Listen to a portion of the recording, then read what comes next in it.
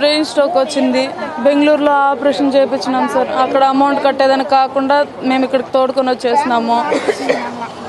ఇక్కడికి వచ్చినాం సార్.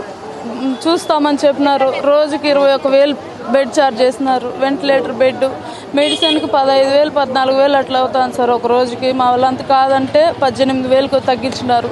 మళ్ళా ఇంకో రోజు పోయి మళ్ళీ 15,000కు తగ్గించినారు. మళ్ళీ నిన్న అడిగితే 10,000కు అన్నారు. మేము గవర్నమెంట్ కన్నా వెళ్ళిపోతాము, మాకు అంత స్తోమత లేదు సార్ అంటే తగ్గిస్తా వచ్చినారు. ఇప్పుడు తెల్లవారు 4:30లో చనిపోయిందని చెప్పినారు.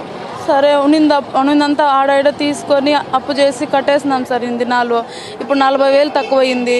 మా దగ్గర అమౌంట్ అంత లేదు సార్. 30,000 రెడీ అయింది. 30,000 కడతాము, 10,000 తగ్గించుకొని మాకు బాడీని ఇవ్వండి అంటే లేదు, ఏముందో ఫస్ట్ కట్టేయండి, మేమే మిమ్మల్ని అడుక్కుంటా ఉండాలి. నా పొద్దుకు ఒకసారి చెప్పేది మీకు, దినము ఈ మాదిరి చెప్పేగా లేదు.